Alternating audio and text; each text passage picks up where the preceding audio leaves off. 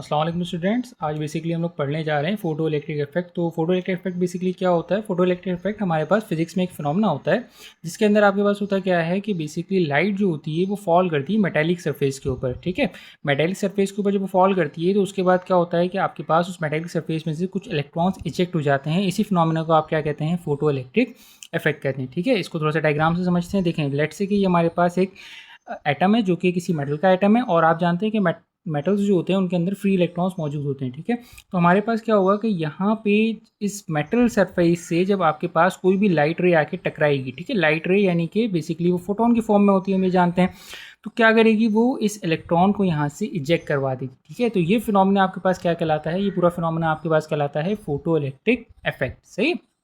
अच्छा, यहाँ पे कुछ टर्मिनोलॉजीज़ हैं, मैं चाहूँगा कि आप वो भी जो है वो समझ लें। तो देखें, फोटो इलेक्ट्रॉन्स बेसिकली यहाँ पे जो है ना एक टर्मिनोलॉजी यूज़ होती है। तो फोटो इलेक्ट्रॉन्स बेसिकली किसे कहा जाता है? वो इलेक्ट्रॉन्स फोटो इलेक्ट्रॉन्स कहलाते हैं कि जो कि लाइट की वजह से फोटो इलेक्ट्रिक इफेक्ट करते हैं। ठीक है, तो जो इलेक्ट्रॉन्स फोटो इलेक्ट्रिक इफेक्ट करें उन्हें क्या कहा जाता है? Photo electrons. सही।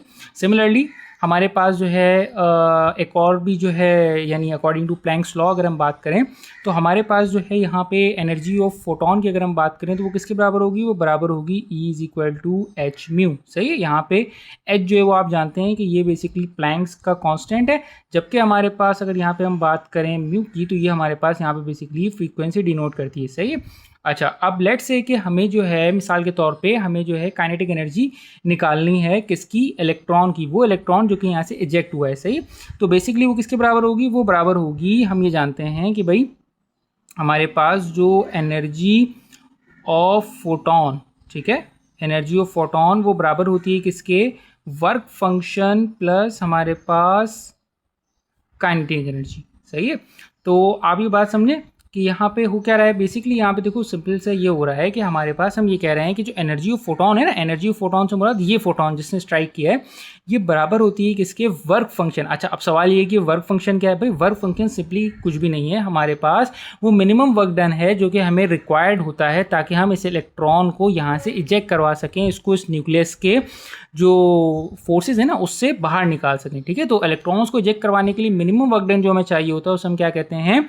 Work function. से और काइनेटिक एनर्जी तो आप जानते हैं कि the energy due to its motion is known as the kinetic energy. तो हमारे पास क्या होता है कि एनर्जी ऑफ फोटोन जो आती है ना वो बेसिकली दो चीज़ों में तकसीम हो जाती है। एक चीज़ क्या कि एक तो एनर्जी ऑफ फोटोन आधी जो लग जाती है वो तो वर्क फंक्शन में लग जाती है, यानी इलेक्ट्रॉन को इजेक्ट करवाने में, और बाकी की जो बची हुई जो फोटोन में जो एनर्जी होती है ना वो आपके पास क्या बन जाती है? वो उस इलेक्ट्रॉन की काइनेटिक एनर्जी बन जाती है। सही है, अगेन फिर से समझते हैं। देखिए होगा क्या, जैसे लेट्स से कि हमारे पास ये इलेक्ट्रॉन मौजूद है, यहाँ पे जो है लेट्स से कि ये आया हमारे पास फोटोन ने आके स्ट्राइक किया, तो अब फोटोन ने आके जो स्ट्राइक किया ना तो ये इलेक्ट्रॉन जो कि जाहिर है किसी न्यूक्लियस के साथ अटैच होगा, सबसे पहले ये एनर्जी इसको यहाँ से बाहर निकालेगी। ठीक है, इस न्यूक्लियस के समझ लीजिए कि जो इस न्यूक्लियस की जो फोर्सेज है ना जिसको होल्ड करके जिन्होंने रखा हुआ है उसके अंदर से इसको बाहर निकालेंगे। जब ये इसको यहाँ से बाहर निकाल देंगे तो फोटोन ने जो काम किया वो क्या किया? वो वर्क फंक्शन किया। ठीक है ना, मिनिमम वर्क डन किया ना इसको इस न्यूक्लियस से बाहर निकालने के लिए। और उसके बाद हमारे पास क्या होगा कि जो बकिया जो फोटोन की एनर्जी होगी वो क्या करेगी? इस इलेक्ट्रॉन को मूव करवाने के लिए इस्तेमाल हो जाएगी, यानी इसकी काइनेटिक एनर्जी में तब्दील हो जाएगी। सही है, तो यही हमने यहाँ पे इक्वेशन के अंदर लिखा हुआ है कि एनर्जी फोटोन बराबर होती है work function plus kinetic energy का। आई होप ये क्लियर होगा। इसमें आगे अगर हम देखें तो हमारे पास क्या हो जाएगा? एनर्जी आप जानते हैं कि एच म्यू के बराबर होती है, वर्क फंक्शन हमारे पास जो है वो सिग्मा के बराबर होती है, काइनेटिक एनर्जी हमारे पास हाफ एम वी स्क्वायर के बराबर होती है। बट चूंकि हमें काइनेटिक एनर्जी निकालनी है लिहाजा हम इसका फॉर्मूला नहीं खोलेंगे। ठीक है, तो सिंपली इसका फॉर्मूला क्या बन जाएगा कि आप अगर काइनेटिक एनर्जी ऑफ फोटोन जो है इलेक्ट्रॉन जो है वो निकालना चाह रहे हैं तो आप सिंपली सिग्मा को जो है फाई को जो है उधर ले जाके जो है सब्ट्रैक्ट कर दें। सब्ट्रैक्ट करेंगे तो हमारे पास फाइनल जो इक्वेशन बन जाएगी वो ये बन जाएगी। ठीक है, तो ये हमारे पास बेसिकली इक्वेशन होती है for finding kinetic energy of a electron that is doing photo electric. I hope आप लोगों को समझ में आया होगा। अगर समझ में आया हो तो वीडियो को लाइक कीजिएगा, सब्सक्राइब कीजिएगा और कमेंट कीजिएगा और शेयर कीजिएगा। Thank you.